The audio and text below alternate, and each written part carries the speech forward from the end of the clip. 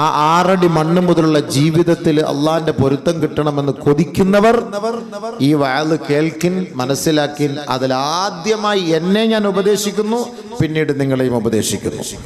നബിയുനാ റസൂലുള്ളാഹി സ്വല്ലല്ലാഹു അലൈഹി വസല്ലമ തങ്ങൾ പറയുന്നു, ലാ തസാലുൽ ഉമ്മത്തു അലാ ശരീഅത്തിൻ ഹസനത്തിൻ ഹത്താ തുൽഹറു ഫീഹിം സലാസുൻ. 3 കാര്യങ്ങൾ ഈ സമുദായത്തിൽ വെളിപ്പെടുന്നത് വരെ എന്റെ സമുദായം യഥാർത്ഥ ശരീഅത്തിൽ ഉറച്ചു നിൽക്കുമത്രേ. 3 കാര്യങ്ങൾ എൻ്റെ സമൂഹത്തിൽ ഉണ്ടാകുന്നത് വരെ, ഉണ്ടായാൽ എൻ്റെ സമുദായം ശരീഅത്തിൽ നിന്ന് പോയെന്നർത്ഥം. നബി സല്ലല്ലാഹു അലൈഹി വസല്ലം പറഞ്ഞ അങ്ങനെയാണ്. 3 കാര്യം എൻ്റെ സമുദായത്തിൽ വെളിവാകുന്നത് വരെ എൻ്റെ ഉമ്മത്ത് ശരീഅത്തുൽ ഹസനയിൽ തന്നെയായിരിക്കും, അഹ്ലുസുന്നത്തി വൽ ജമാഅത്തിൽ തന്നെയായിരിക്കും, യഥാർത്ഥ ഈ ശരീഅത്തിന്റെ മൻഹജിൽ തന്നെയായിരിക്കും. ലാ തസൂലുൽ ഉമ്മ, ഈ സമുദായം ഉറച്ചു നിൽക്കും, അലാ ശരീഅത്തിൻ ഹസന, ഈ പറയപ്പെടുന്ന ശരീഅത്തിൽ, യഥാർത്ഥ ശരീഅത്തിൽ. മാലം തൽഹറു ഫീഹിം സലാസുൻ, 3 കാര്യം വെളിപ്പെടുന്നതിന് മുമ്പ്, അത് വെളിപ്പെട്ടാൽ എൻ്റെ സമുദായം പിഴച്ചു പോകും, എൻ്റെ സമുദായം തകർന്നു പോകും, എൻ്റെ സമുദായം ചിന്ന ഭിന്നമായി പോകും. നഊദു ബില്ലാഹ്. അല്ലാഹു നമ്മളെ കാത്തുരക്ഷിക്കട്ടെ, അല്ലാഹു നമ്മളെ കാത്തുരക്ഷിക്കട്ടെ, അല്ലാഹു നമ്മളെ കാത്തുരക്ഷിക്കട്ടെ. 1, മാലം യുഖ്ബലു മിൻഹും അൽ ഇൽമു, അവരിൽ നിന്ന് ഇൽമ് പിടിക്കപ്പെട്ടാൽ എൻ്റെ സമുദായം പിഴച്ചത് തന്നെ സ്വഹാബ. ഇൽമ് പിടിക്കപ്പെട്ടാൽ എന്ന് പറഞ്ഞാൽ ഇൽമ് പറഞ്ഞു കൊടുക്കാനും അത് കേൾക്കാനും അത് ചർവിതചർവണം നടത്താനും ദർസ് നടത്താനും തഹ്ഫീദുൽ ഖുർആനും വഅളും നസീഹത്തും ഒന്നുമില്ല. ആലിമീങ്ങളില്ല. ആലിമീങ്ങൾ, മഹാന്മാരായ ആലിമീങ്ങളൊക്കെ മരിച്ചു പോകുന്നു. ചണ്ടിയും ചവറുകൾ മാത്രം നിലനിൽക്കുന്നു. ചണ്ടികളായ ആലിമീങ്ങൾ. ഇന്നും കുറെ ചണ്ടികളായ ആലിമീങ്ങളിലൊക്കെ നമ്മൾ കാണുന്നില്ലേ? ഇതൊക്കെ ഞാൻ ഓരോരുത്തരെ പേരെടുത്തും പറയണ്ട. നിങ്ങളൊക്കെ ഈ വാർത്തകളിലൂടെ കാണുമ്പോൾ ഈ താടിയും തൊപ്പിയും കണ്ടിട്ട് എല്ലാവരും പണ്ഡിതന്മാരും നമ്മൾ കണക്കാക്കേണ്ട കാര്യമില്ല. നബിയുനാ റസൂലുള്ളാഹി സ്വല്ലല്ലാഹു അലൈഹി വസല്ലമ തങ്ങൾ പറയുകയാണ്, ഇന്ന മിൻ ഇഖ്തിറാബിസ്സാ, ഖിയാമത്ത് നാളിന്റെ അടയാളവുമായി ബന്ധപ്പെടുത്തി അല്ലാഹുവിന്റെ റസൂൽ സല്ലല്ലാഹു അലൈഹി വസല്ലമ തങ്ങൾ നമുക്ക് ഒരുപാട് ഉപദേശങ്ങൾ നൽകിയിട്ടുണ്ട്.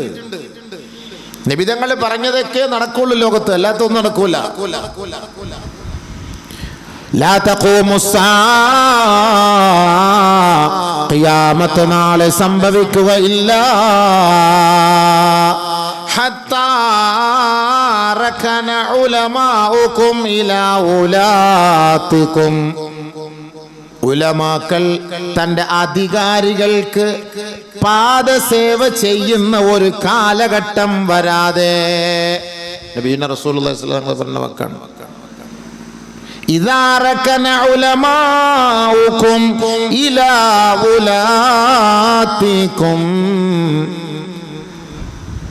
രാഷ്ട്രീയക്കാരുടെ പാദസേവ ചെയ്യുന്ന ഒരു ഭാഗം ഉലമാക്കൾ നിങ്ങളിലേക്ക് കടന്നു വന്നാൽ, അല്ലാഹു അക്ബർ, വൈദാ കസുറ ഖുതബാഉ മനാബിരികും, ധാരാളം പ്രഭാഷണങ്ങൾ, നമ്മെ കോൾമയിർ കൊള്ളിക്കുന്ന, പ്രകമ്പനം കൊള്ളിക്കുന്ന മിമ്പറുകളും മെഹ്റാബുകളും പ്രഭാഷണങ്ങളെ കൊണ്ട് നിറയ്ക്കപ്പെടുന്ന കാലം വന്നാൽ, വഅഹല്ലൂ ലഹും അൽ ഹറാമ, ഹറാമായ അല്ലാഹു നിഷിദ്ധമാക്കിയത് ഹലാലാക്കി കൊടുക്കുന്ന ഉലമാക്കൾ വന്നാൽ, വഹറമു അലൈഹിം അൽ ഹലാൽ, ഹലാലായ കാര്യങ്ങളെ ഹറാമാക്കി പ്രഖ്യാപിക്കുകയും ചെയ്യുന്ന ഉലമാ സമൂഹം വന്നാൽ, ഫഅഫ്തൗഹും ബിമാ യസ്തഹൂൻ, അധികാരികളും അഹങ്കാരികളും സമ്പന്നന്മാരും ആഗ്രഹിക്കുന്നത് പോലെ ഉലമാക്കൾ അവർക്ക് അനുകൂലമായി ഫത്വ പുറപ്പെടുവിക്കുന്ന ഒരു കാലം വന്നാൽ, ഇന്ന മിൻ ഇഖ്തിറാബിസ്സാ, അത് ഖിയാമത്തിന്റെ അടയാളമാണ് കേട്ടോ. കമാ ഖാല റസൂലുള്ളാഹി, അള്ളാഹു അത്തരത്തിലെ ആലിമ്യങ്ങളിൽ അള്ളാഹു നമ്മളെ കാത്തിരക്ഷിക്കട്ടെ, നമ്മളെ കാത്തിരക്ഷിക്കട്ടെ. പടച്ചവനെ നീ കാത്തിരക്ഷിക്കണേ പടച്ചവനെ, കാത്തിരക്ഷിക്കണേ പടച്ചവനെ, കാത്തിരക്ഷിക്കണേ പടച്ചവനെ. ഉലമായിട്ടൊന്നും കാര്യമില്ല.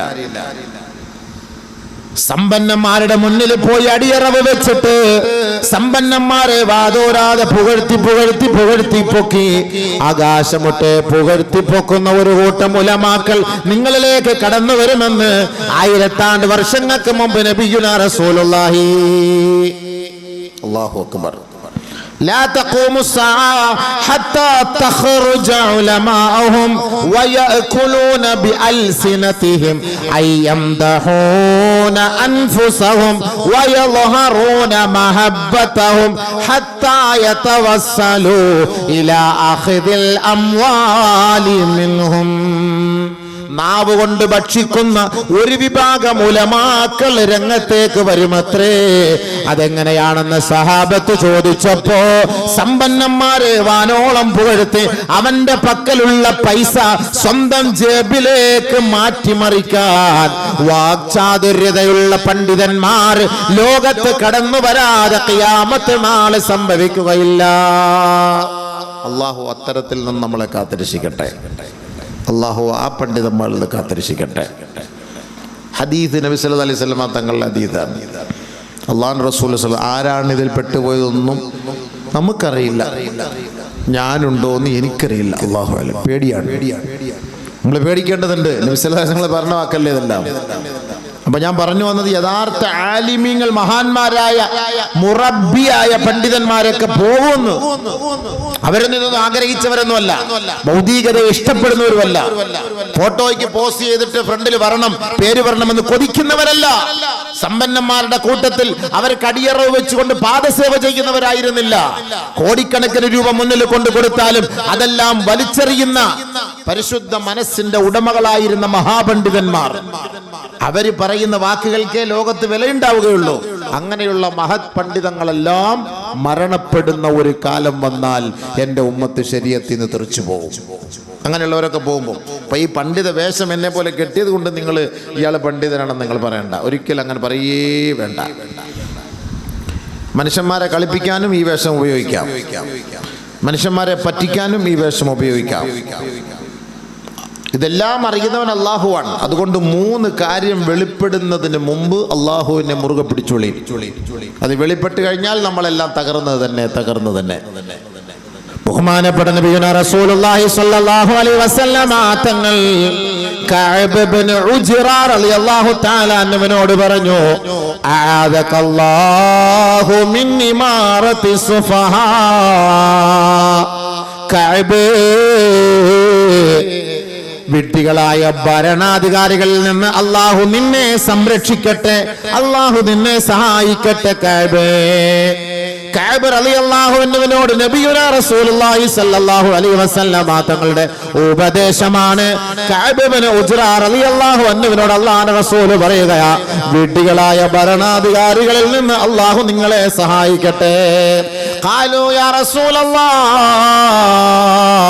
അവർ ആരാണ് നബിയേ? ആരാണ് വിഡ്ഢികളായ ഭരണാധികാരികൾ? നബിയുനാ റസൂലുള്ളാഹി സ്വല്ലല്ലാഹു അലൈഹി വസല്ലം തങ്ങൾ പറഞ്ഞു, ഉമറാഉൻ യകൂനൂന ബഅദി ലാ യഖ്തദൂന ബിഹദി വലാ യസ്തന്നൂന ബിസുന്നതി. അവർ ഒരു വിഭാഗം അമീറന്മാരാണ്, നേതാക്കന്മാരാണ്, അധികാരത്തിന്റെ ചെങ്കോല് പിടിക്കുന്നവരാണ്, അധികാരത്തിന്റെ കസേരയിൽ കഴിഞ്ഞുകൂടുന്നവരാണ്. ഇസ്ലാമിന്റെ വേഷം ഒരു പക്ഷേ അവരെ നോക്കിയാൽ നിനക്ക് കാണാം. ലാ യഖ്തദൂന ബിഹദി, ഹിദായത്തിന്റെ എന്റെ വഴികളെ അവർ ഒരിക്കലും പിൻപറ്റുകയില്ല. വലാ യസ്തന്നൂന ബിസുന്നതി, എന്റെ സുന്നത്തിനെ അവർ അംഗീകരിക്കുകയോ അനുധാവനം ചെയ്യുകയോ ഇല്ല. നബി സല്ലല്ലാഹു അലൈഹി വസല്ലം തങ്ങളാണ്. അങ്ങനത്തെ ഒരു വിഭാഗം ഭരണാധികാരികൾ വരുമെന്ന്. അത് പള്ളി കമ്മിറ്റിയിൽ വന്നാലും ശരി, മദ്രസ കമ്മിറ്റിയിൽ വന്നാലും ശരി, സംസ്ഥാനത്ത് വന്നാലും ശരി, ഇന്ത്യയിൽ വന്നാലും ശരി, ലോകത്തിന്റെ എവിടെ വന്നാലും ശരി, നബി സല്ലല്ലാഹു അലൈഹി വസല്ലം തങ്ങൾ പറഞ്ഞു, ഇമാറത്തു സുഫഹ, വിവരമില്ലാത്ത പണ്ഡിതൻ, വിവരമില്ലാത്ത വിഡ്ഢികളായ ഭരണാധികാരികൾ അല്ലാഹുവിന്റെ റസൂലിന്റെ ഹിദായത്തിന്റെ വഴികളെ തടയും. സുന്നത്തിന് എതിര് പറയും. സുന്നത്തിന് എതിര് പറയും. എന്നിട്ട് ഇവരെ കുറിച്ച് എന്താ പറഞ്ഞത്? അപ്പൊ ഇവരെ പോയിട്ട് പൊക്കും ആലിമീങ്ങൾ. നമ്മുടെ ആൾക്കാരാണ്, നമ്മുടെ മറ്റവരാണ്, ഇയാളെ നമ്മുടെ രാഷ്ട്രപിതാവാണ്, ചുമ്മാരിക്കണേ, അല്ലോ അവരൊക്കെയാണ്, അവരെ മുസാവത്താണ്, അവർ പറയുന്നതാണ് ശരി. ഇതൊക്കെ പൊക്കിയടിക്കും. നബിയുനാ റസൂലുള്ളാഹി തങ്ങൾ പറഞ്ഞു, ഫമൻ സദ്ദഖഹും ബികദ്ബിഹിം, ആ വിഡ്ഢികളായ ഭരണകൂടം നമ്മളോട് പറയുന്ന കള്ളത്തരങ്ങളുണ്ടല്ലോ, ആരെങ്കിലും അതിനെ ശരിവച്ചാൽ വആനഹും ബിളുൽമിഹിം, അവർ കാണിക്കുന്ന തെമ്മാടിത്തരങ്ങൾക്ക് നമ്മൾ സപ്പോർട്ട് ചെയ്താൽ ഫലസ്തു മിൻഹും ഉലൈക ലൈസൂ മിന്നീ, അവർ എന്നിൽ പെട്ടവരേ അല്ല. ഫലസ്തു മിൻഹും, ഈ മുഹമ്മദായ നബിയുനാ റസൂലുള്ളാഹി തങ്ങൾ പറയുന്നു, ഞാനും അവനിൽ പെട്ടവരേ അല്ല. മാത്രമല്ല വലാ യരിദൂന ലാ ഹൗലി, എന്റെ ഹൗലിന്റെ ഓരത്തവർ വരികയോ എന്റെ കയ്യിൽ നിന്ന് ഒരു തുള്ളി വെള്ളം വാങ്ങി കുടിക്കുകയോ ചെയ്യാനുള്ള ഭാഗ്യം അവർക്ക് ലഭിക്കുകയേ ഇല്ല. അല്ലാഹു കാത്തുരക്ഷിക്കട്ടെ. അല്ലാഹുവേ നീ ഞങ്ങളെ കാത്തണേ പടച്ചവനെ. ഈ ദുനിയാവിന്റെ രസങ്ങളെക്കാളും ആഖിറത്തിലെ രസം ഞങ്ങൾക്ക് തടയല്ലേ പടച്ചവനെ. ഇതിന് ഗ്യാരണ്ടി ഇല്ല, എങ്ങനെയും തീരും, പക്ഷെ അതിന് ഗ്യാരണ്ടി ഉള്ളതാണ്. നബി സല്ലല്ലാഹു അലൈഹി വസല്ലം തങ്ങൾ പറഞ്ഞ വാക്കാണ്, എൻ്റെ ഹിദായത്തിൻ്റെ വഴികളും എൻ്റെ സുന്നത്തിനെയും പിൻപറ്റണ്ടെന്ന് പറയുന്ന ഏത് തെമ്മാടിയുണ്ടോ അവനെ നീ സഹായിച്ചാൽ ഞാൻ നിന്നിൽപ്പെട്ടവനല്ല, അവരെന്നിൽപ്പെട്ടവനുമല്ല, എൻ്റെ കയ്യിൽ നിന്ന് വെള്ളവും നിനക്ക് കിട്ടൂല. വേറെ ഒന്നും അവിടെ ചർച്ചയില്ല. ഫമല്ലം യുസദ്ദിഖുഹും ബികദ്ബിഹിം, അവരുടെ കള്ളത്തരങ്ങളെ അംഗീകരിക്കാതിരിക്കുകയും അവരെ സഹായിക്കാതിരിക്കുകയും ചെയ്താൽ, വലം യുഇൻഹും, അവരെ സഹായിക്കാതിരുന്നാൽ, ഫൗലൈക മിന്നീ വഅന മിൻഹും, അവർ എൻ്റെ സമുദായമാണ്, ഞാൻ അവരുടെ പ്രവാചകനാണ്. വയരിദു അലയ്യ ഹൗലി അലാ ഹൗലി, അവർ എൻ്റെ ഹൗലിന്റെ അരികിലേക്ക് കടന്നു വരുമത്രേ. കമാ ഖാല ശഫീഉനാ റസൂലുള്ളാഹി, അല്ലാഹു റസൂൽ സല്ലല്ലാഹു അലൈഹി വസല്ലം തങ്ങൾ പറഞ്ഞാൽ അവരുടെ ഇടയിലേക്ക് വരും, അവരെൻ്റെ അരികിലേക്ക് വരും. അള്ളാഹു അക്കൂട്ടത്തിൽ നമ്മളെ പെടുത്തട്ടെ, അക്കൂട്ടത്തിൽ അള്ളാഹ് നമ്മളെ പെടുത്തട്ടെ. എന്താ ഒരു ഉഷാറില്ല, ആമീൻ പറ. എന്നാ പെടുത്തണ്ടെന്ന് ദ്വാരക്കട്ടെ. ഈ പറയുമ്പോൾ ഇതങ്ങനെ സ്വീകരിക്കേണ്ടത് ഞാൻ ഹദീസാണ് ഓതുന്നത്, ഞാൻ ആർക്കും ഇവിടെ എതിരായ ഒരു കാര്യമല്ല പറഞ്ഞത്. നബി സല്ലല്ലാഹു അലൈഹി വസല്ലമ തങ്ങൾ നമുക്ക് പഠിപ്പിച്ചു തന്ന ഹദീസ് നമ്മൾ പറഞ്ഞു തരുന്നു. ഇഷ്ടമുള്ളവർക്ക് സ്വീകരിക്കാം, ഇഷ്ടമില്ലെങ്കിൽ തള്ളിക്കളയാം. വേറെ ഒന്നും ഞാൻ ഇതിനകത്തൊന്നും പറയുന്നില്ല. അടിച്ചേൽപ്പിക്കാൻ എനിക്കിവിടെ അവകാശമില്ല. ഹദീസ് നിങ്ങൾ പോയിട്ട് അന്നെ സെർച്ച് ചെയ്ത് നോക്കിക്കോളി. വെറുതെ കള്ളത്തരം പറയാണോ ഇല്ലാത്ത പറയാണോ നിങ്ങൾ പോയി നോക്കിക്കോളി. അത് നിങ്ങളുടെ ഉത്തരവാദിത്വം, പറയേണ്ട ഉത്തരവാദിത്വം എനിക്കുള്ളതാണ്. അപ്പോൾ ബഹുമാനമുള്ള സഹോദരങ്ങളെ, ഇൽമ, നബി സല്ലല്ലാഹു അലൈഹി വസല്ലം തങ്ങളുടെ മാർഗം, ഹിദായത്തിന്റെ വഴി, സിറാത്തിന്റെ വഴി, സുന്നത്ത്. പക്ഷേ ഒരു കാലം വരും, ഒരു കാലം വരും, നന്മയെ തിന്മയായി അവർ അംഗീകരിക്കും, തിന്മയെ നന്മയായും സ്വീകരിക്കും. നന്മയായ കാര്യങ്ങളെ തിന്മയായിട്ട് അവർ അംഗീകരിക്കും. നന്മയായ കാര്യം പറഞ്ഞു കൊടുക്കുമ്പോൾ ഇതൊക്കെ ആരാ ഇന്നത്തെ കാലത്ത്, ഇതൊക്കെ ഈ ആധുനിക ലോകമല്ലേ, നിങ്ങൾ ഇന്നൊക്കെ ഇങ്ങനെയൊക്കെ പറഞ്ഞുകൊണ്ടിരുന്നാൽ ഇത് നടക്കുവോ എന്ന് പറയും. ഇന്നത്തെ കാലത്തൊക്കെ നടക്കുവോ, നിങ്ങൾ ഇങ്ങനെയൊക്കെ പ്രസംഗിച്ചാൽ പ്രസംഗമേ നടക്കുള്ളൂ എന്ന് പറയും. നന്മയായ കാര്യം പറയുമ്പോ അതൊന്നും ഇന്ന് നടക്കൂല. തിന്മ അത് പാടില്ല എന്ന് പറഞ്ഞാൽ, അങ്ങനെയൊക്കെ പാടില്ല എന്ന് പറഞ്ഞാൽ എന്താ ഉസ്താദ് നിങ്ങൾ ഇങ്ങനെയൊക്കെ പറയുന്നത്? ഇന്നത്തെ ഈ കാലഘട്ടത്തിൽ നമുക്ക് ഇതൊക്കെ ആവശ്യമല്ലേ? ഇങ്ങനെ പറയാം, അങ്ങനെയല്ലേ ഇപ്പൊ പറയാ? ഉസ്താദന്മാർക്ക് എന്തെങ്കിലും പറയാൻ പറ്റുമോ? മിമ്പറിൽ നിന്ന് മെഹ്റാബിൽ നിന്ന് ഉസ്താദന്മാർക്ക് എന്തെങ്കിലും പറയാൻ പറ്റുമോ? ഉസ്താദന്മാർ എന്തെങ്കിലും പറഞ്ഞു കഴിഞ്ഞാൽ ഉടനെ പറയും അയാൾക്ക് മുസ്ലിയാർക്ക് വേറെ ജോലിയൊന്നുമില്ല, അയാളെ ചുമ്മാ ആവശ്യമില്ലാത്ത, ലോകം പഠിക്കാത്ത, വിവരമില്ലാത്ത മുസ്ലിയാരാന്നാ പറയാ. ലോകം പഠിക്കാത്ത മുസ്ലിയാരാണെന്നാ പറയാ. ലോകം പഠിച്ച പ്രവാചകനാ നമുക്ക് ഈ പറഞ്ഞു തരുന്നത്.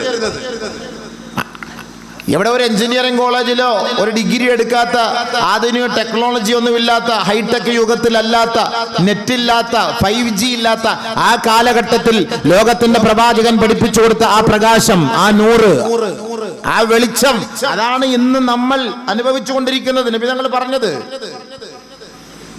അല്ലാഹുവിന്റെ റസൂൽ ഞാൻ പറഞ്ഞ ഇന്നലെ ഒന്നും പറഞ്ഞതല്ലാന്ന് 1400 വർഷങ്ങൾക്ക് മുമ്പ് പറഞ്ഞ കാര്യങ്ങളാണ് ഞാൻ ഇവിടെ ചർച്ച ചെയ്യുന്നത്. ഇന്നലെ ഒന്നും പറഞ്ഞതല്ല ഇത്. അപ്പൊ അടുത്തൊരു ഹദീസ് കേട്ടോളി. ഒരിക്കൽ ആദരവായ റസൂലുള്ളാഹി സ്വല്ലല്ലാഹു അലൈഹി വസല്ലമ തങ്ങൾ പറയുകയാണ്, സഹാബാക്കളെ നോക്കിക്കൊണ്ട് നബിയുനാ റസൂലുള്ളാഹി സ്വല്ലല്ലാഹു അലൈഹി വസല്ലമ തങ്ങൾ പറയുകയാണ്, കൈഫ ബിക്കും അയ്യുഹന്നാസ്, ജനങ്ങളെ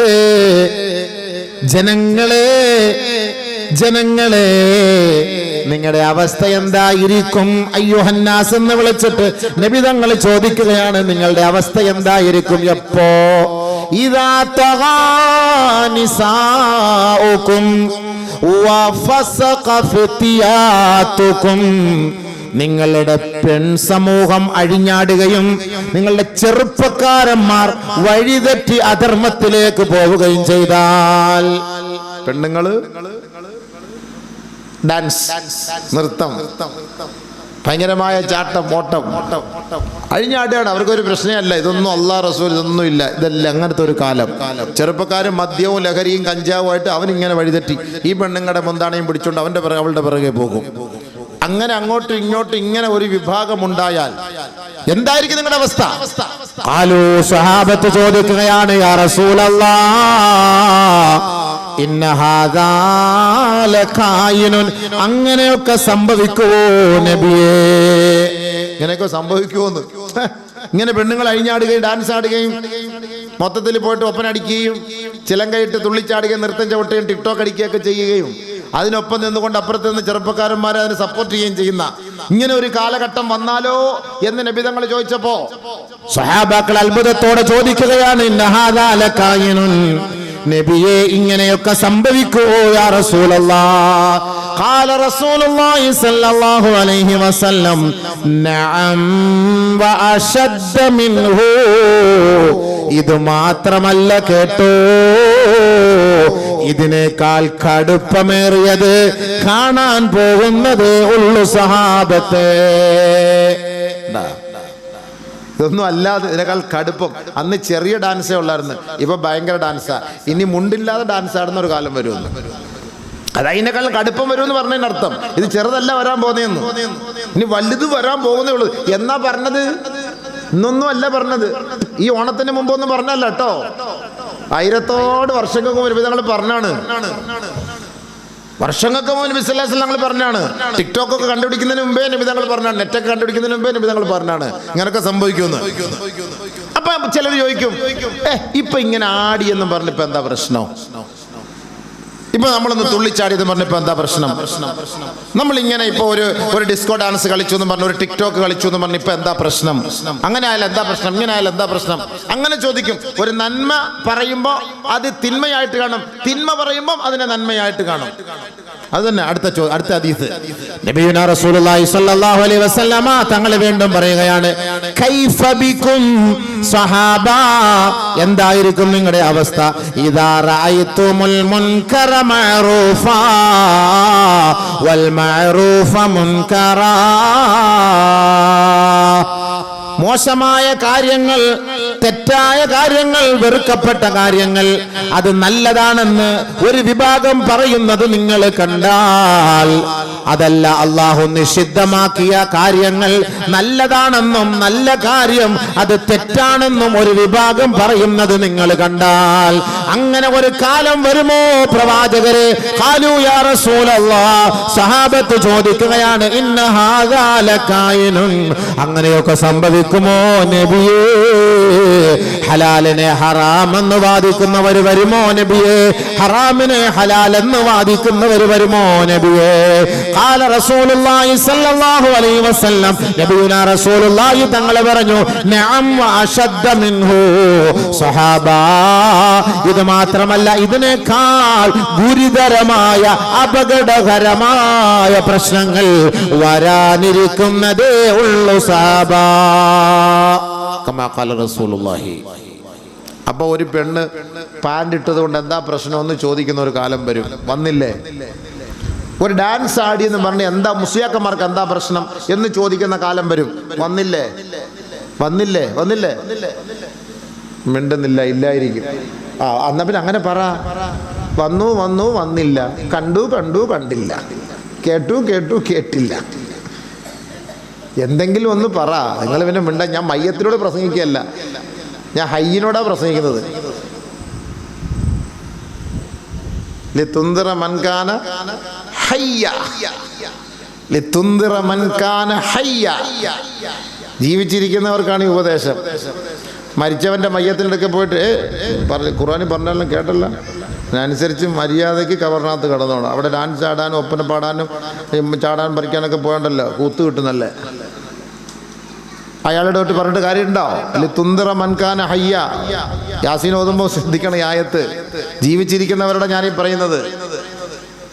ജീവിച്ചിരിക്കുന്ന നിങ്ങളോട്, എന്നോട് ഒരു വിരൽ നിങ്ങളോടും ബാക്കി 3 വിരൽ പ്രസംഗിക്കുന്ന ആളോടും.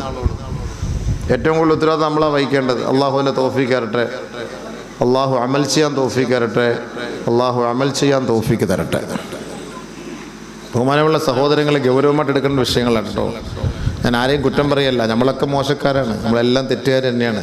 പക്ഷെ നമുക്ക് സ്വർഗത്തിൽ പോകണ്ടേ? മരിക്കണ്ടേ? ഞാനതാ ചോദിക്കാം, നമുക്ക് മരിക്കണ്ടേ? മരിക്കാൻ ആഗ്രഹമില്ലാത്ത ഒരാൾ കൈപൊക്കെന്ന് പറഞ്ഞാൽ അല്ല, ആരെങ്കിലും പൊക്കുവോ? എനിക്ക് മരിക്കാൻ താല്പര്യമില്ല എന്ന് പറഞ്ഞാൽ നടക്കുന്ന എല്ലാ കാര്യങ്ങൾക്കും ഗ്യാരണ്ടി ഉണ്ട്. പക്ഷേ ഒരു മനുഷ്യൻ്റെ ആയുസ്സിന് ഗ്യാരണ്ടി ഇല്ല. ഉണ്ടോ? അത് അള്ളാഹ് കൊടുക്കാത്തതാണ്. നമ്മൾ 63-ാമത്തെ വയസ്സിലെ മരിക്കൂ എന്നൊരു തീരുമാനങ്ങൾ ഉണ്ടായിരുന്നെങ്കിൽ 60 വയസ്സ് മൂലം നമ്മൾക്ക് ഈ ഭാഗത്ത് തുടങ്ങും. ഒരു 3 വർഷം അള്ളാഹുവിന് വേണ്ടി ഈ ഭാഗത്ത് തുടങ്ങും. അതാണ് നമ്മുടെ തർത്തീബ്. അതുകൊണ്ടാണ് അള്ളാഹു തആല അത് അറിയിക്കാത്തത്. നമ്മളെ അള്ളാഹു തആല മുസ്ലിമാക്കി അംഗീകരിച്ചു, ഹിദായത്ത് നൽകി അള്ളാഹു തആല നമ്മൾ ആദരിച്ചു. നമ്മുടെ ഉത്തരവാദിത്തം എന്താണ്? അള്ളാഹുവും റസൂലും പഠിപ്പിച്ചു തന്നിട്ടുള്ള കുറെ മറഞ്ഞ കാര്യങ്ങളുണ്ട്, അതിൽ നീ വിശ്വസിക്കണം. ഇതാണ് ഇസ്ലാം.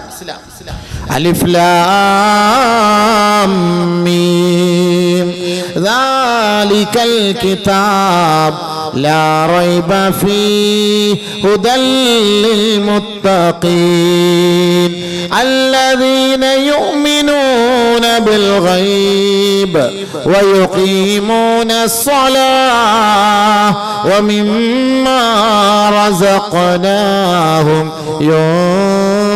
ينفقون. വളരെ പ്രധാനപ്പെട്ട 3 കാര്യങ്ങളാണ് അള്ളാഹുവിടെ പറഞ്ഞത്. നിങ്ങൾ അദൃശ്യത്തിൽ വിശ്വസിക്കുന്നവരാണോ, അവരാണ് യഥാർത്ഥ സത്യവിശ്വാസികൾ, അവരാണ് യഥാർത്ഥ മുസ്ലിമീങ്ങൾ. അല്ലദീന യുഅ്മിനൂന ബിൽ ഗൈബ്, നാളെ ആഖിറമുണ്ട്, പരലോകമുണ്ട്, പുനർജന്മമുണ്ട്, സിറാത്തുണ്ട്, മീസാനുണ്ട്, കിതാബുണ്ട്, ജന്നത്തുണ്ട്, നാറുണ്ട്. അള്ളാഹുവിനെ കാണലുണ്ട്, അവന്റെ സദ്യയുണ്ട്, അവന്റെ വിഭവങ്ങളുണ്ട്, അവന്റെ സ്വർഗത്തിലെ രസാനുഭൂതികളുണ്ട്, ഹബീബായ തങ്ങളുടെ മുറാഫഖത്തുണ്ട്, നബി തങ്ങളുടെ ഹൗലുണ്ട്, അവിടുത്തെ വെള്ളമുണ്ട്, അവിടുത്തെ ശഫാഅത്തുണ്ട്. ഇതെല്ലാം വിശ്വസിക്കണം. ഇത് വിശ്വസിക്കുന്നവനാണ് സത്യവിശ്വാസി. അല്ല മരിച്ചതോടുകൂടി എല്ലാം തീരുമെന്ന് വിശ്വസിക്കുന്നവൻ സത്യവിശ്വാസി അല്ല. പരലോകത്തിൽ എനിക്ക് വിശ്വാസമില്ല എന്നൊരാൾ പറഞ്ഞാൽ അവൻ മുസ്ലിമല്ല. മമ്മൂട്ടിയുടെ ഒരു ഫീച്ചർ ഞാൻ വായിച്ചതാണ്. മമ്മൂട്ടി അതിൽ പറയുന്നുണ്ട്, എനിക്ക് പരലോകത്തിൽ വിശ്വാസം ഇല്ലാന്ന്. പിന്നെ എന്തിനാ നിസ്കരിക്കുന്നതെന്ന് ചോദിച്ചു. അത് നമ്മുടെ ശരീരം ഒന്ന് പിടിച്ചു നിർത്താൻ വേണ്ടിയിട്ട് നിസ്കരിക്കുന്നതാണ്. അദ്ദേഹം പറഞ്ഞാണ്, ഇതൊരു TV-യിൽ പോലും അദ്ദേഹം അഭിമുഖത്തിൽ പറയുകയുണ്ടായി. അല്ലാതെ ചില ആൾക്കാരൊക്കെ പറയൂ, അയാൾ എത്ര തിരക്കിലായാലും സമയമാകുമ്പോൾ നിസ്കരിക്കാൻ പോകുന്നു. ഇതെന്താ ഇപ്പോൾ നിസ്കരിക്കാൻ പോയപ്പോൾ വലിയ കാര്യമാണ്? നമ്മളൊക്കെ വിചാരിക്കുന്നതിന് നിസ്കരിക്കാൻ അല്ല. നമ്മൾ നേരെ നമ്മുടെ നിസ്കാരം ശരിയാണോ ഇല്ലോ എന്നുള്ള ആരെങ്കിലും ചിന്തിച്ചിട്ടുണ്ടോ? നമ്മുടെ നിസ്കാരം ശരിയാണോ എന്നുള്ളത്? നമ്മൾ അല്ലാഹു അക്ബർ എന്ന് കൈകെട്ടുമ്പോഴല്ലേ ആർക്കൊക്കെ പൈസ കൊടുക്കാനുണ്ട്, കിട്ടാനുണ്ട്, അവൻ്റെ കടയിൽ നിന്ന് എടുത്തില്ലല്ലോ, അവൻ്റെ കടയിൽ സാധനം കൊടുത്തില്ലല്ലോ, ആ താക്കോൽ അവിടെ ഇരിക്കുകയാണല്ലോ. ഇതൊക്കെ നമ്മൾ ചർച്ച ചെയ്യുന്നതും ചിന്തിക്കുന്നതും ഓർക്കുന്നതും അല്ലാഹു അക്ബർ എന്ന് കൈകെട്ടുമ്പോഴാണ്. പിന്നെ നമ്മുടെ നിസ്കാരം എവിടെ ശരിയാകുന്നു? മഹാന്മാരായ പണ്ഡിതന്മാർ 1000-ഓളം നിയമങ്ങൾ, ഷർത്തുകൾ, നിബന്ധനകളാണ് നമ്മുടെ നമസ്കാരത്തിലുള്ളതെന്നാണ് പഠിപ്പിക്കുന്നത്. അതാരെങ്കിലും പാലിക്കുന്നുണ്ടോ? അതൊക്കെ പാലിച്ചിട്ടാണ് നമ്മൾ നമസ്കരിക്കുന്നത്. ഇതിന്റെ അവ്വൽ വഖത്തിലാണോ നമ്മൾ നിസ്കരിക്കുന്നത്? ജമാഅത്തായിട്ടാണോ നിസ്കരിക്കുന്നത്? നിസ്കാരം ഉണ്ടെന്ന് പറഞ്ഞിട്ട് കാര്യമില്ല. ഒരു വാഹനം സർവീസ് ചെയ്യാൻ 10,000 കിലോമീറ്റർ ആകുമ്പോൾ സർവീസ് ചെയ്യണമെങ്കിൽ 10,000 സർവീസ് ചെയ്യണം. 15,000 കൊണ്ടോട്ട് സർവീസ് ചെയ്തിട്ട് കാര്യമില്ല. ഓരോന്നിനും ഓരോന്നിൻ്റെ സമയമുണ്ട്. ലോഹർ നിസ്കരിക്കാൻ ലോഹറിന്റെ സമയമുണ്ട്, അത് അസറിനോട് ചേർത്ത് നിസ്കരിക്കലല്ല വേണ്ടത്. അപ്പൊ നമസ്കാരത്തിന്റെ കാര്യം നമ്മൾ എടുത്തു കഴിഞ്ഞാൽ അവിടെയൊക്കെ പ്രശ്നങ്ങൾ തന്നെയാണ്, എല്ലാം പ്രശ്നങ്ങൾ തന്നെയാണ്. നമസ്കാരം എല്ലാം ക്ലിയർ ആണ്, ഇടപാട് ശരിയല്ല, പോയി. നീ എത്ര തഹജ്ജുദ് നിസ്കരിച്ചിട്ടും കാര്യമില്ല, നിന്റെ ഇടപാട് ക്ലിയർ അല്ലയോ. നീ എത്ര തൗബ ചെയ്തിട്ടും കാര്യമില്ല, ഇടപാട് ക്ലിയർ അല്ലയോ. എത്ര ഉംറ ചെയ്തിട്ടും കാര്യമില്ല, ഇടപാട് ക്ലിയർ അല്ലയോ. എത്ര ഹജ്ജ് ചെയ്തിട്ടും കാര്യമില്ല. ഇതൊക്കെ ഹദീസും ഖുർആനും കൊണ്ട് സ്ഥിരപ്പെടുത്തി തരാം. പക്ഷെ നമുക്ക് ഇതിലൊന്നും വലിയ കാര്യമൊന്നുമില്ല, വിശ്വാസമൊന്നുമില്ല. അതാ ഞാൻ പറഞ്ഞത്, ആദ്യം വിശ്വസിക്കുക, അല്ലാഹ് ഉണ്ടെന്നും ആഖിറത്തുണ്ടെന്നും വിശ്വസിക്കുക. അങ്ങനെ ഒരു വിശ്വാസം എന്നെ അപേക്ഷിച്ചിടത്തോളം നമ്മുടെ മുസ്ലിങ്ങൾക്കിടയിൽ ഇല്ല. ചുമ്മാ പേരിന് എൻ്റെ വാപ്പ ഒരു മുസ്ലിമായിരുന്നു, അതുകൊണ്ട് ഞാനും മുസ്ലിമായി. അവരൊക്കെ ജുമാ നിസ്കരിക്കാൻ പോകുന്നു, ഞാനും ജുമാ നിസ്കരിക്കുന്നു. റമദാനെ ഞങ്ങൾ നോമ്പ് പിടിക്കുന്നു, അതുകൊണ്ട് ഞാനും നോമ്പ് പിടിക്കുന്നു. ഇതാണെന്നാ എനിക്കിപ്പോൾ മനസ്സിലാക്കുന്നത്. ഇന്ന് ഏറ്റവും കൂടുതൽ അധപ്പതിച്ചുകൊണ്ടിരിക്കുന്ന നമ്മുടെ കൗമല്ലേ, ലഹരിയിൽ കൂടുതൽ നമ്മുടെ കൗമല്ലേ കുടുങ്ങിയിരിക്കുന്നത്. എന്താ ഇവനെ കുറിച്ച് പ്രചോദനം കൊടുക്കാത്തത് കൊണ്ട്? പരിശുദ്ധമായ ഖുർആൻ ഘട്ടം ഘട്ടമായിട്ടാണ് ഈ ലഹരി നിരോധിച്ചത്. ഒറ്റയടിക്കല്ല, സഡൻ ബ്രേക്ക് അടിക്കിടാൻ പാടില്ല. പതുക്കെ പതുക്കെ ഗിയർ ഡൗൺ ചെയ്ത് വേണം നമ്മൾ ബ്രേക്ക് പിടിക്കാൻ. എങ്കിൽ ബ്രേക്ക് പാഡ് തേയാതെ നിൽക്കും. അല്ലെങ്കിൽ ഒറ്റയടിക്ക് ചവിട്ടാൻ നിന്ന് കഴിഞ്ഞാൽ 10,000 കിലോമീറ്റർ ആകുമ്പോൾ ബ്രേക്ക് പാഡ് മാറ്റേണ്ടി വരും. പതുക്കെ പതുക്കെ ഗിയർ ഡൗൺ ചെയ്താൽ വളരെ ഉപകാരം. 50,000 വരെ കിലോമീറ്റർ കിട്ടും ബ്രേക്ക് പാഡ്. പരിശുദ്ധമായ ഇസ്ലാം ഘട്ടം ഘട്ടമായിട്ടാണ്, ആളുകളെ ബുദ്ധിമുട്ടിക്കാനല്ല, ഘട്ടം ഘട്ടമായിട്ടാണ് പരിശുദ്ധ ഇസ്ലാം മദ്യം നിരോധിച്ചത്. ഒറ്റയടിക്ക് നിരോധിച്ചിട്ടില്ല, 2-3 ഘട്ടങ്ങളായിട്ടാണ് നിരോധിച്ചത്. 2-3 ഘട്ടങ്ങളായിട്ടാണ് നിരോധിച്ചത്. ഇന്ന് നമ്മുടെ കൊച്ചു കുട്ടികൾ പോലും, പെൺകുട്ടികൾ പോലും ഇതിന് അടിമകളായി മാറിയില്ലേ? ഇതെന്താ ഇസ്ലാം പഠിപ്പിക്കാത്തത് കൊണ്ടാ ഇത് തെറ്റാണെന്ന്? ഇസ്ലാം അല്ല, ഇത് ആരാ പഠിപ്പിച്ചത് ലോകത്ത് തെറ്റാണെന്ന്? ഇത് ഏറ്റവും വലിയ മാരകമായ ഒരു ഇടങ്ങേറ് പിടിച്ച ഒരു ഭക്ഷണമാണ്, ഒരു രോഗമാണ്, ഒരു വിപത്താണ്, ഒരു നാശമാണ് എന്ന് ആദ്യമായി പഠിപ്പിച്ച ഇസ്ലാമാണ് ലോകത്ത്. ബാക്കി മതങ്ങളൊക്കെ പരിശോധിച്ചാൽ ഒരു പക്ഷേ അവരുടെ ആരാധനയുടെ ഭാഗമായിട്ടെങ്കിലും ഇതൊക്കെ വീഞ്ഞും മറ്റേതൊക്കെ കഴിക്കാന്ന് വരെ പറയുന്നുണ്ട്. പക്ഷേ ഇസ്ലാം ഒരു നിലയ്ക്കും ലഹരിയുമായി ബന്ധപ്പെട്ട ഒരു കാര്യം, ആ ഭക്ഷണങ്ങൾ പോലും കഴിക്കാൻ നമ്മൾ പാടില്ല. സൂക്ഷ്മതയുള്ളവർ പ്ലംസ് കേക്ക് അതിൽ വീഞ്ഞ് ഒഴിക്കുന്നുണ്ട്. വീഞ്ഞ് ഒഴിക്കുന്നത് കൊണ്ടാണ് അത് ദിവസങ്ങളോളം അങ്ങനെ ഇരിക്കുന്നത്. ഇല്ലെങ്കിൽ അങ്ങനെ ഇരിക്കൂല, പെട്ടെന്ന് കേടായി പോകും. തഖ്വയും ഈമാനും ഉള്ളവൻ അത് കഴിക്കാൻ പറ്റൂല. അത് കഴിക്കാൻ പറ്റും. എങ്ങനെ കഴിക്കും? ചില മഹാന്മാരായ പണ്ഡിതന്മാർ ഹോമിയോ മരുന്ന് കഴിക്കൂല, കാരണം 60% അതിനകത്ത് സ്പിരിറ്റ് ഉണ്ട്. ചില മഹാന്മാരായ പണ്ഡിതന്മാർ സാനിറ്റൈസർ ഉപയോഗിക്കൂല, അതിനകത്ത് സ്പിരിറ്റ് ഉണ്ട്. ചില മഹത്തുക്കൾ സ്പ്രേ അടിക്കൂല, അതിൽ സ്പിരിറ്റ് ഉണ്ട്, എഴുതിയിട്ടുണ്ട് അതിൽ സ്പിരിറ്റ്. അത്രയ്ക്ക് സൂക്ഷ്മതയുള്ളവരാണ്. പക്ഷെ നമ്മളതൊക്കെ ഉപയോഗിക്കും. സൂക്ഷ്മതയുള്ളവർ ഉപയോഗിക്കുകയില്ല. കാരണം എന്താ? അതിനെ പേടിക്കുന്നു. ഇതുവരെ ലഹരിയാകുമോ? നീ ഹോമിയോ മരുന്ന് ഹറാമാണോ എന്ന് ഞാൻ 10 വർക്കമല്ല. ഞാൻ ഈ അടുത്ത സമയത്ത് ഒരു ഉസ്താദിനടുത്ത് ചോദിച്ചു, ബാക്കിയാത്ത് സ്വാലിഹാത്തിലെ പ്രിൻസിപ്പാൾ അദ്ദേഹം ഉസ്താദ് ഷുഗറാണ്, നമുക്ക് ഹോമിയോയിൽ നല്ല മരുന്നുണ്ടോ? ഞാൻ ഹോമിയോ എന്നാ സാപ്പിട മാട്ടേപ്പോൾ അതിൽ സ്പിരിറ്റ് ഇരിക്കുന്നു പറഞ്ഞു. സ്പിരിറ്റ് ഞാൻ പറഞ്ഞു, അങ്ങനത്തെ സ്പിരിറ്റ് നിർവീര്യമാക്കി അത് നമുക്ക് അനുവദനീയമായ ചെറിയ സ്പിരിറ്റ് അല്ലയോ? കല്ല് എങ്ങനെ ഹലാലാവുന്നതെന്നാണ് ചോദിക്കുന്നത്. അല്ല തന്നെ എഴുതിയിട്ടുണ്ടല്ലോ, ആൽക്കഹോൾ 50% ഒന്നും ഇല്ലേ? ഹോമിയോ മരുന്ന് എഴുതിയിട്ടില്ലേ? മഹാന്മാരതൊക്കെ സൂക്ഷിക്കുന്നത്, നമ്മളെ കൊണ്ട് പറ്റൂലപ്പാ. നമ്മൾ മരുന്ന് എന്ന നിയത്തിലാണ് കഴിക്കുന്നത്, മരുന്ന് എന്ന നിയത്തിലാണ് നമ്മളത് കഴിക്കുന്നത്. അപ്പൊ ബഹുമാനമുള്ള സഹോദരൻ, അത്രയും സൂക്ഷ്മത പാലിക്കാണ്. ഖുർആന്റെ പ്രഖ്യാപനമാണിത്, പാടില്ലാന്ന്. യാ അയ്യുഹല്ലദീന ആമനൂ ഇന്നമൽ ഖംറു വൽ മൈസിറു വൽ അൻസാബ് വൽ അസ്ലാം റിജ്സും മിൻ അമലി ശൈത്താൻ റിജ്സും മിൻ അമലി ശൈത്താൻ ഫജ്തനിബൂഹു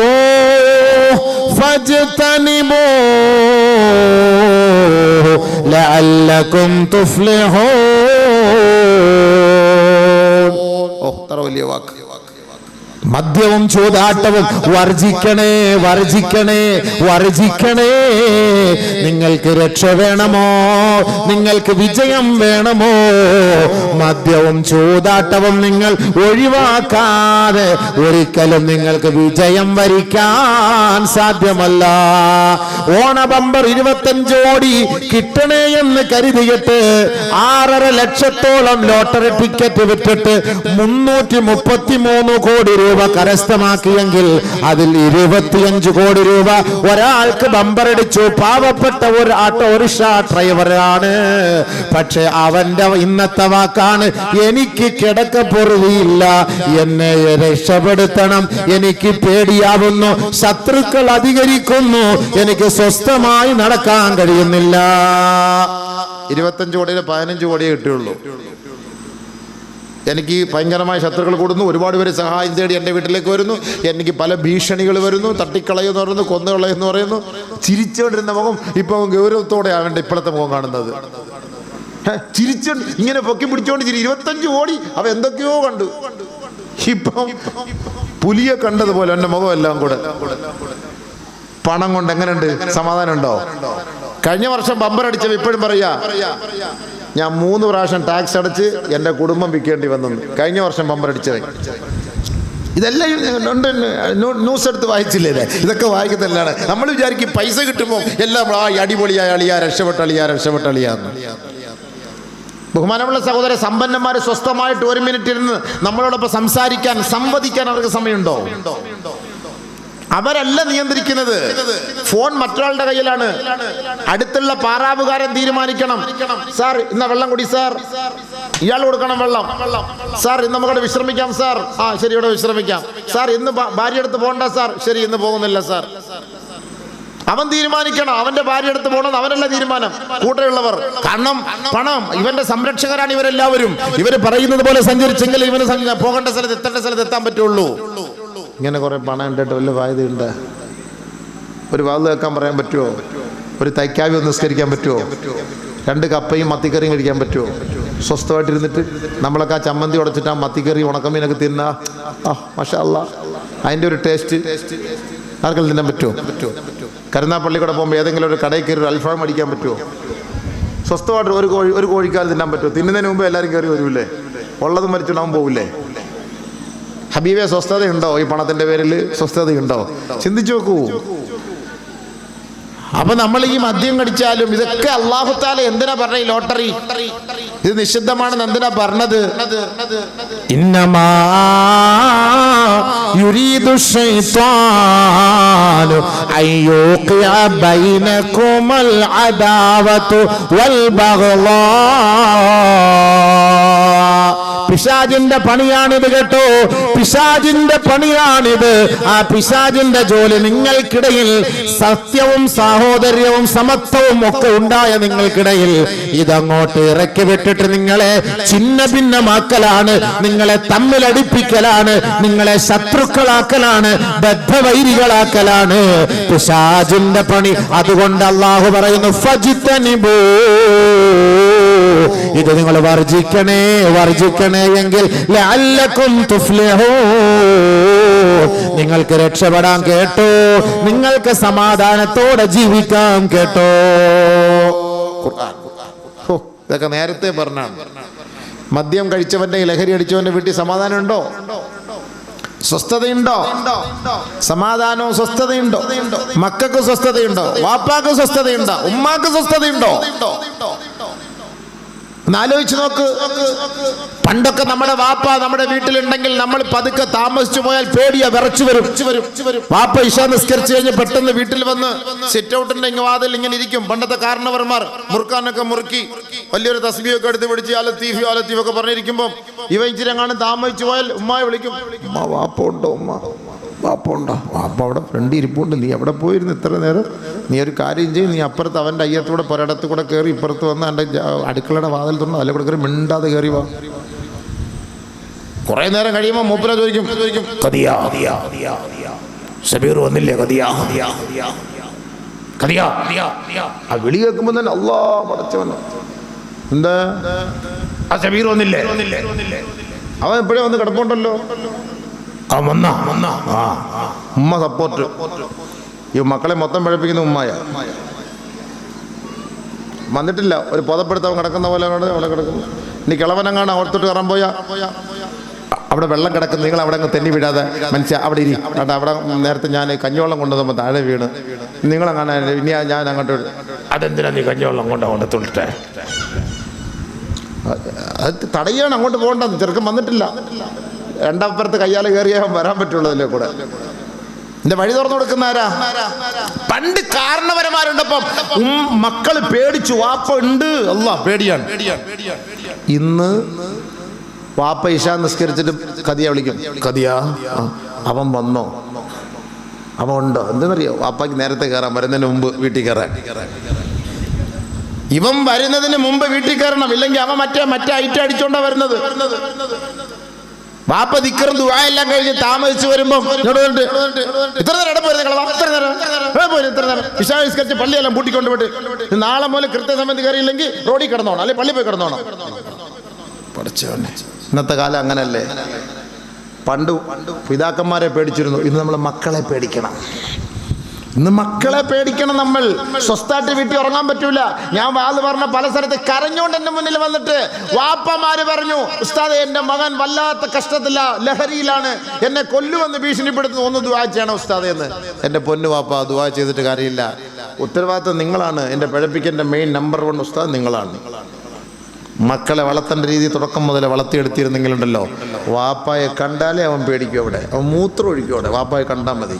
നമ്മൾ മാതാപിതാക്കൾ വപ്പം മക്കള് പൊന്ന് പൂക്കള് എൻ്റെ ചക്കര തങ്കക്കുടം എന്ന് പറഞ്ഞിട്ട് ഇല്ലാത്ത മുസീബത്ത് മൊത്തം വാങ്ങിക്കൊടുത്ത് അവനെ അങ്ങോട്ട് പൊക്കിയ കൈവെള്ളയിൽ വെച്ച് എന്ത് തോന്നിയാസം ചെയ്താലും മിണ്ടയില്ല. ഇത്രയും സ്വാതന്ത്ര്യം വെച്ച് കൊടുത്തില്ലേ വാപ്പ ഉമ്മ? ഇപ്പൊ അനുഭവിക്കുന്നത് ആര്? എന്നിട്ട് ഇപ്പോൾ ഉസ്താദന്മാര് നമുക്കിവിടെ ചുമ്മാ ഇരിക്കാൻ വയ്യ. നമ്മൾ കാണാൻ ദുആ ചെയ്താൽ ഇവനെങ്ങനെ നന്നാവോ? ഇന്നത്തെ ആധുനിക കമ്പ്യൂട്ടറിന്റെ മോനാ ഇവനെങ്ങനെ നമ്മൾ ദ്വാരം നന്നാവാ? നമ്മൾ ദ്വാരത്തിന് നമ്മളെ നന്നാവാൻ കഴിയത്തില്ല, പിന്നെ ഇവനെങ്ങനെ നന്നാവാൻ പോവാ? എങ്ങനെ നന്നാവെന്ന് പറ? എന്ത് ചെയ്യാനാ? അതുകൊണ്ടാണ് പരിശുദ്ധമായ ഖുർആൻ ഉമ്മയോടും ഉപ്പയോടും ഒരു ഉപദേശം നൽകുന്നു. യാ അയ്യുഹല്ലദീന ആമനൂ ഖൂ അൻഫുസകും വഅഹ്ലീകും നാറാ.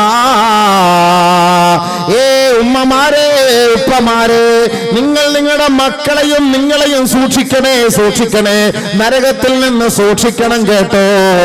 അയൽവക്കക്കാരന്റെ മക്കളെ സൂക്ഷിക്കണമെന്നല്ല അള്ളാന്റെ പ്രഖ്യാപനം, നാട്ടുകാരുടെ മക്കളെ സൂക്ഷിക്കണമെന്നല്ല അള്ളാന്റെ പ്രഖ്യാപനം. നമ്മുടെ ബീജത്തിൽ പിറന്ന നമ്മുടെ സന്തതി ഉണ്ടല്ലോ, അവരെ നിങ്ങൾ സൂക്ഷിക്കണേ, നരകത്തിൽ പോകാതെ നിങ്ങൾ സൂക്ഷിക്കണേ ഉപ്പമാരെ ഉമ്മമാരെ.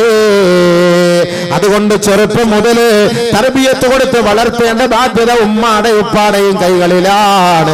അവരുടെ കൈകളിൽ നിന്ന് മക്കൾ കുതറിപ്പോയാൽ പിന്നെ ഖേദിച്ചിട്ട് കാര്യമില്ല മക്കള്, പിന്നെ ഖേദിച്ചിട്ട് യാതൊരു പുണ്യവുമില്ല.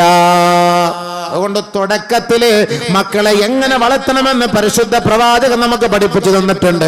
പ്രവാചകന്റെ പ്രകീർത്തനങ്ങളെല്ലാം തള്ളിക്കളഞ്ഞിട്ടാണ്, ആധുനിക സംവിധാനത്തെ അതിന് അടിമപ്പെട്ടിട്ടാണ് ഇന്ന് നമ്മുടെ മക്കളെ വളർത്തിയെടുക്കുന്നത്.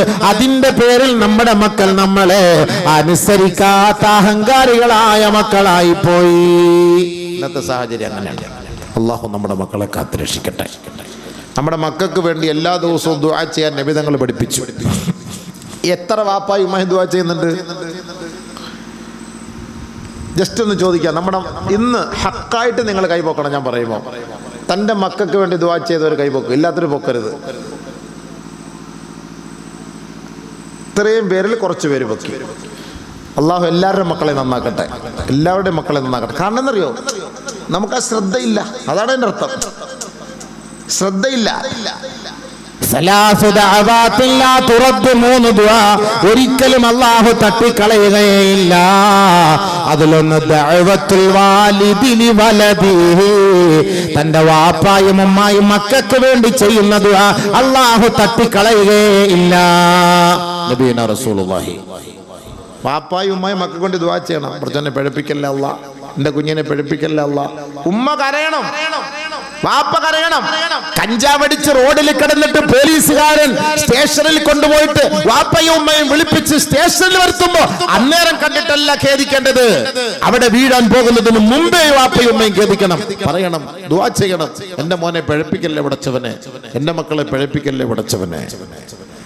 അതിനാണ് ബഹുമാനപ്പെട്ട പണ്ഡിതന്മാർ ഉലമാക്കൾ നമുക്ക് ചില ആയത്തുകൾ പഠിപ്പിച്ചു വരുന്നുണ്ട്. മക്കൾ പ്രായപൂർത്തി എത്തുന്നതിന് മുമ്പ് അവരുടെ വലത് കാതിൽ ഓതി ഊതി കൊടുക്കണം. സൂറത്തു ആലി ഇമ്രാനിലെ 36-ാമത്തെ ആയത്ത്, സൂറത്തുൽ ഇഖ്ലാസ്, സൂറത്തുൽ ഫലഖ്, സൂറത്തുൽ നാസ്. ഇത് 3 പ്രാവശ്യം വീതം പ്രായപൂർത്തി എത്തുന്നതിന് മുമ്പ് നമ്മുടെ കുട്ടിയുടെ വലത് കാതിൽ ഓതി കൊടുത്താൽ അവൻ പിഴയ്ക്കുകയില്ല എന്നാണ്. അതുകൊണ്ട് പ്രസവിച്ച ഉടനെ ഞാൻ കുഞ്ഞിന് അങ്ങനെ അത് കൊടുക്കണം, ഓതി കൊടുക്കണം. അത് إني أعيذها بك وذريتها من الشيطان الرجيم فتقبلها ربها بقبول حسن وأنبتها نباتا حسنا وكفلها زكريا كلما دخل عليها زكريا المحراب وجد عندها رزقا قال يا مريم أنى لك هذا قالت هو من عند الله إن الله يرزق من يشاء بغير حساب. കുഞ്ഞുങ്ങളുടെ കാതിൽ ഓതി ഊതി കൊടുക്കണം, അവൻ വ്യഭിചരിക്കൂല എന്നാണ്. ഇതൊക്കെ നമ്മൾ ചെയ്യണം. നമ്മൾ ചെയ്യേണ്ടത് ചെയ്യാത്തതിന് എന്ത് ചെയ്യണം? എന്നിട്ട് എല്ലാ ദിവസവും വാപ്പ ഉമ്മ ദുആ ചെയ്യണം മക്കൾക്ക് വേണ്ടി. എല്ലാ ദിവസവും ദുആ ചെയ്യണം. റബ്ബനാ ഹബ് ലനാ മിൻ അസ്വാജിനാ വദുർരിയാതിനാ ഖുർറത അയുൻ. കൺകുളിർമയുള്ള മക്കളാക്കണേ അല്ലാ, ഞങ്ങളുടെ മക്കളെ കൺകുളിർമയുള്ള മക്കളാക്കണേ അല്ലാ. വജഅൽനാ ലിൽമുത്തഖീന ഇമാമാ, എൻ്റെ മക്കളെ കണ്ട് നാട്ടുകാര് പഠിക്കണേ അല്ലാ, നല്ല മക്കളെന്ന് നാട്ടുകാര് പറയണേ അല്ലാ. എൻ്റെ മക്കള് നല്ലവർക്ക് നേതൃത്വം കൊടുക്കുന്ന മകനാക്കി നീ മാറ്റണേ അല്ലാ. ഖുർആനിൽ വരെ ദുആ പഠിപ്പിച്ചു തന്നിട്ടുണ്ട്. ആര് ചെയ്യുന്നുണ്ട് ഇത്? ഏതുമ്മ ചെയ്യുന്നു? മോൻ പിഴച്ചു, അവൻ ലഹരി, ഇവ ലഹരിയിൽ പോകാതിരിക്കാൻ ആര് ദുആ ചെയ്യുന്നു? ഉമ്മ കരയണം, പൊട്ടിക്കരയണം. കുഴിയിൽ വീണിട്ട് ഖേദിച്ചിട്ട് കാര്യമില്ല, അതിൽ വീഴുന്നതിന് മുമ്പ് നമ്മൾ ഖേദിക്കണം, അതിന് മുമ്പേ ദുആ ചെയ്യണം. ഇതിനാണ് ഭാര്യ ഭർത്തൃ ബന്ധം തുടങ്ങുമ്പോൾ തന്നെ ഈ പിശാചിൽ നിന്ന് എൻ്റെ കുഞ്ഞിനെ നീ സഹായിക്കണേ അല്ലാ എന്ന് ദുആ നബി സല്ലല്ലാഹു അലൈഹി വസല്ലം തങ്ങൾ പഠിപ്പിച്ചത്. ഇതൊക്കെ നമ്മൾ ചെയ്യാതെ കുട്ടികളെ പഴിച്ചിട്ട് കാര്യമില്ല. എന്നിട്ട് നമ്മുടെ മക്കൾക്ക് കൊടുക്കേണ്ട ഭക്ഷണം ഹലാൽ കൊടുക്കണം. ഈ വാപ്പ ഹലാൽ അല്ലാത്തത് കുറേ പണം എവിടുന്നെങ്കിലും പണം കിട്ടിയിട്ട് കാര്യമില്ല. പണം കൊണ്ടുവന്നിട്ട് ഹറാമിന്റെ അംശം ചേർത്തിട്ട് ഈ മക്കൾക്ക് കൊടുത്താൽ വല്ലാഹി ഈ മക്കൾ നന്നാവുകയില്ല. അവൻ പിഴച്ചേ പോവുള്ളൂ. നമുക്ക് കുറെ പണം ഉണ്ടാക്കിയിട്ട് കാര്യമില്ല ബീവേ. എന്തിനീ പണം? ഹറാമായ പണം, ആരാന്റെ പണം? ഇതൊക്കെ വാരി തിന്നിട്ട് തന്റെ മക്കളെ പഠിപ്പിക്കുകയാണ്.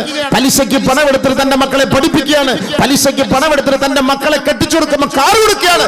പലിശയ്ക്ക് പണം കൊടുത്തിട്ട് തന്റെ മക്കളുടെ കല്യാണം ആഡംബരമായി നടത്തുകയാണ്. എന്നിട്ട് എന്ത് ദുആ? മണ്ണാങ്കട്ട ദുആ. ആര് കേൾക്കാൻ ഇത്? മൊയ്ലിയാർക്ക് 1000 രൂപ കിട്ടി, അയാളുടെ ദുആടെ കാഠിന്യം കൊണ്ട്. നമ്മൾ ഈ മുഴുവൻ കടവും എടുത്ത് പലിശയ്ക്ക് പൈസ എടുത്തിട്ട് മോളെ കല്യാണം കഴിപ്പിച്ചിട്ട് CC ഇട്ട കാറിനകത്ത് കയറ്റിയിട്ടിട്ട് മോളെ പൊയ്ക്കോ മോളെ എന്ന് പറഞ്ഞാൽ ആ മോളുടെ വയറ്റിനകത്ത് ഉണ്ടാകാൻ പോകുന്ന കുട്ടിയും ഈ പലിശയുടെ അംശമാണ്. ചിന്തിച്ചിട്ടുണ്ട് ആരേലും? ഹലാലാണെന്ന് ഏതെങ്കിലും ഉസ്താദ്മാർ ഫത്വ വന്നോ? തരുവായിരിക്കും. അതാ ഞാൻ നേരത്തെ ആദ്യം ഓതിയ ഹദീസ്. അങ്ങനെയും ഫത്വ കൊടുക്കുന്ന ഉസ്താദന്മാരുണ്ട്. കേട്ട് പഠിച്ചോ. എന്നെ കൊണ്ട് കിട്ടൂല, എന്നെ കൊണ്ട് അതിന് പറ്റിയില്ല.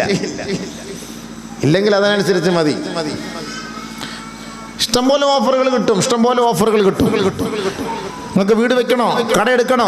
ഓഫർ ഉണ്ട്, വാ ഇങ്ങോട്ട് വാ. ഓഫർ ഇഷ്ടംപോലെ ഓഫറാ. നമ്മളിത് ഓഫർ നോക്കിയിരിക്കുകയാണ്.